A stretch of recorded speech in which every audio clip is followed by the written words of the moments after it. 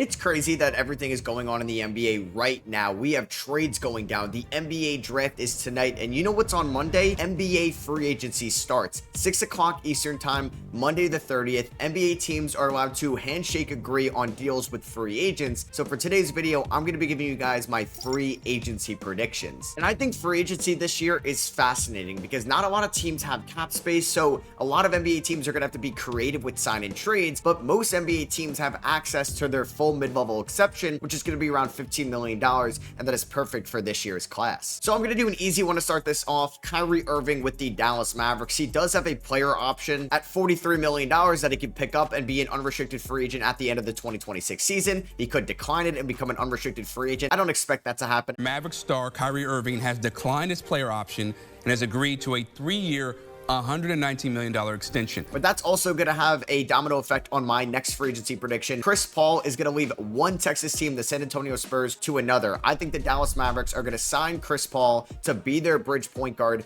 until Kyrie Irving comes back. Last year, Chris Paul, as a 40-year-old, played 82 games, something he hasn't done since the 2015 season with the LA Clippers, and could still be a serviceable enough point guard at his age. I know LeBron gets a ton of credit, as he should, for his longevity, but Chris Paul at 40 years old is still a solid player in this league. Can be the perfect backup point guard when Kyrie comes back, but can also bridge the gap while Kyrie is out for at least the first half of next year's season. The LA Lakers need a center this offseason. Heck, they may even need 2 or 3 centers this offseason. One I expect them to get is going to be Clint Capella, who's going to be an unrestricted free agent from the Atlanta Hawks. Clint Capella isn't going to break the bank for them, and he may get a lot less than what the mid-level exception is, but Capella can maybe sign a 1-year deal, build up that value in LA when he's going to be catching lobs from LeBron James, Luka Doncic, and Austin Reeves. Could be a good screen setter, rim runner for the LA Lakers, and they could also have some flexibility after signing Clint Capella to go after some more centers just to build up that depth on the team. I don't think we're going to see Jackson Hayes or trying to run Jared Vanderbilt or even LeBron James out there at the 5 spot next year. And speaking of LeBron James, I do expect him to be back with the LA Lakers in some way, shape, or form. He's got a $52.5 million player option. This could end up being the last year of his career, who knows? But I mean, he still has a lot left in the tank. Last year, LeBron played 70 games for the 2025 Lakers as a 40-year-old, and he averaged 24 points, 8 assists, and 7 rebounds a night. It definitely would be nice if LeBron could take a little bit of a pay cut so the Lakers could have more flexibility to try to maximize the roster next year to compete with the Rockets and the Thunder and other teams in the West. But all the rumors are pointing into a different direction. LeBron is just going to opt into that $52.5 million player option or decline it and sign a 1+1. I can't see him leaving the Lakers this offseason. I don't think there's going to be a Cleveland reunion. And that goes with my next guy, James Harden of the LA Clippers. A lot of the top free agents have player options, and Kyrie, LeBron, and Harden, I think, are going to re-sign with their current teams. Harden does have a $36.5 million player option. I actually could see him opting out of this one and not opting in and extending, just because Harden last year played more than what somebody making $35 million is worth. He was an all-star in 2025 and carried that offense on his back when Kawhi Leonard missed the first half of the season. He averaged 23 points, 6 rebounds, and 8.7 assists. He shot 35% from 3 and 87% from the free throw line. He had his moments in the playoffs against the Nuggets. He was a little bit inconsistent. He had a great game 6, a poor game 7, basically the James Harden playoff experience. Kawhi Leonard does have 2 years remaining under his current contract, so I could see the Clippers trying to match those contracts up. So I expect Harden to re-sign with the Clippers on at least a 2-year deal. And I expect the Clippers to use their mid-level exception this offseason to maybe go after somebody like Bobby Portis. I think Bobby Portis would make more on the open market, given that his player option next year is $13.4 million. So I think he can opt out of that, or maybe it's an opt-in and trade. Either way, he can make more money with the mid-level exception. And given how many NBA teams have access to that MLE, Bobby Portis can get it from the LA Clippers. They need some big man depth to play a small ball 5 when Ivica Zubac isn't on the floor,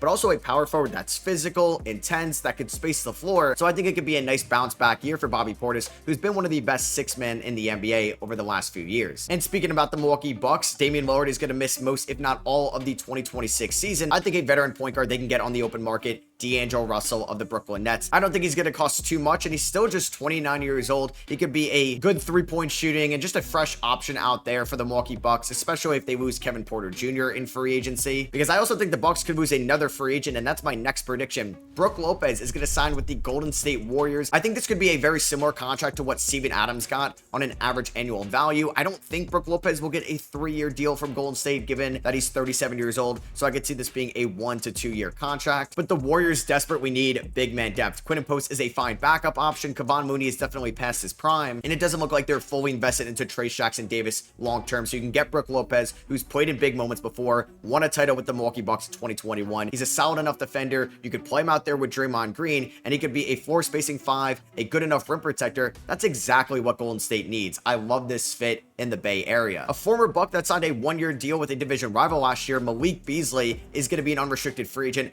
I think he's going to be back with the Detroit Pistons. This was a match made in heaven and was a big part on why the Detroit Pistons were a 6 seed last year and had one of their best seasons in 20 years. He was one of the best bench scorers and three-point shooters in the NBA. I can easily see him re-signing with a team that has cap space and being a Detroit Piston for the next 3+ seasons. I know he wasn't great in the NBA Finals, but Miles Turner is going to be back with the Indiana Pacers. They're definitely an interesting team in the 2026 season if you're going to assume that Tyrese Haliburton is going to miss most, if not all, of next year's season. So the Pacers could treat next year like a gap year, or they could still be aggressive. Either way, they're going to re-sign somebody they drafted 10 years ago in the 2015 draft. Not a lot of teams have cap space. They've said before that they're going to go into the luxury tax to re-sign Miles Turner, who didn't have a great NBA Finals. He is an Indiana Pacer. I don't want that to change this offseason. I expect him to be back in Indy. A player I expect to be back with their current team that's going to be a very sought-after free agent, Naz Reid of the Minnesota Timberwolves. He's 25 years old. He has a player option of $15 million that he's going to opt out of and get a lot more money on the open market. I think there'd be interesting teams like the Detroit Pistons or the Brooklyn Nets that can throw intriguing offers at Naz Reid, but Minnesota is going to do all they can to clear up money to get out of the second apron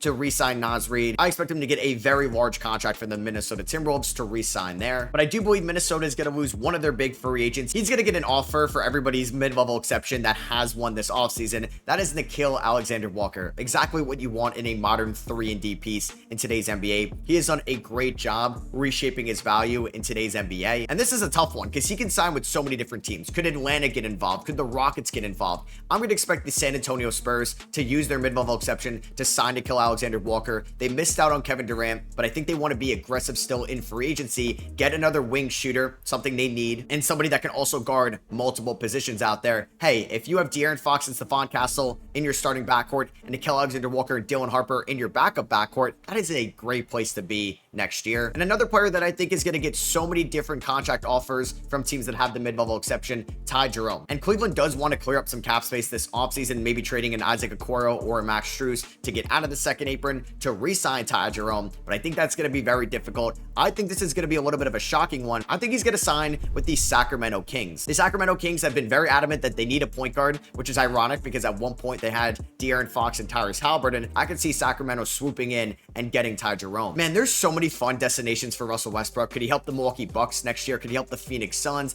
I think though he's going to re-sign with the Denver Nuggets. He had his best year of his career since maybe 2021 last year, playing off of Nikola Jokic in Denver. I could see the Denver Nuggets trading away a Dario Saric or Zeke Naji this offseason to shed some money to give Russell Westbrook a larger deal that he's opting out of that $3 million player option currently. I mean, there's a lot of fun fits for Russell Westbrook, but I think it just makes sense for him to re-sign with the Nuggets. And a massive wild card right now, Jonathan Kuminga of the Golden State Warriors, one of the restricted free agents that isn't a full guarantee to re-sign with his current team that drafted him. And I just think that play-in tier of Eastern Conference teams are looking at the rest of the Eastern Conference right now and saying, hey, we have a chance next year. Let's be aggressive this offseason. So I think the Chicago Bulls are going to re-sign Josh Giddey. That's a given. I think there's going to be some type of sign and trade with the Golden State Warriors. I don't know if it's Nikola Vucevic. I don't know if it's Patrick Williams, or maybe it's Ayo Dosunmu. Either way, I think Golden State will be trading Jonathan Kuminga in a sign and trade with the Bulls, and Kuminga is going to be playing in Chi-Town. I think they're going to be aggressive, and I don't hate it since Kuminga is 22 years old. I could just see it happening from the Bulls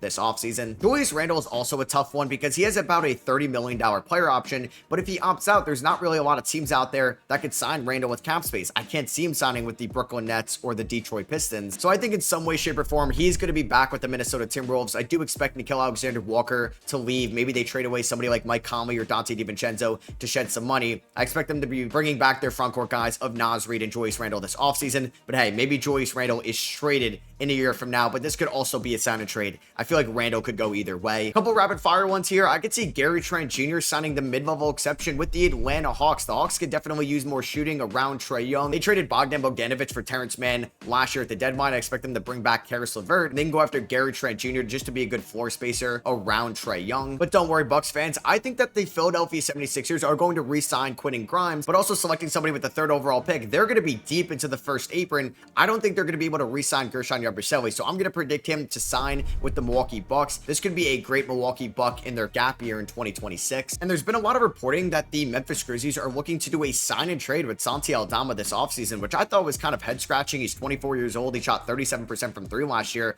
I would keep him, but if there's going to be a sign and trade, I think the Detroit Pistons should be all over this one. A team that could go up another level in the Eastern Conference with the injuries to Halliburton, Dame, and Jason Tatum. They were a 6th seed last year. Why not get another floor spacer that could play out there with Jalen Duren or Isaiah Stewart for Cade Cunningham that isn't going to break the bank for you while you have the cap space right now? And then I expect John Collins to be in some type of sign and trade this offseason. I said that the Lakers could end up getting multiple big men. I predicted Clint Capella earlier, and to finish off this video, I think they're going to somehow get John Collins. Now, this could be a opt-in and trade, and then he re-signs with the LA Lakers. He's 27 years old. He'd be another great lob threat for LeBron, Reeves, and Luka Doncic. He's a good floor spacing 5 as well. He shot 40% from 3 last year. The pick and roll iterations with the Lakers ball handlers could be very efficient under JJ Redick. I could see this being a little bit of a curveball this offseason. So that is going to be for me. I hope you guys did enjoy. Predicting free agents is very difficult, so I'm intrigued to see how many of these I'll get right. Let me know what you agree with or disagree with down below, or hey, just give me some of your free agency predictions for the 2025 offseason in the comments. Make sure you are subscribed, drop a thumbs up if you guys did enjoy, and I'll be grading all these signings after they happen, and I'll catch y'all there.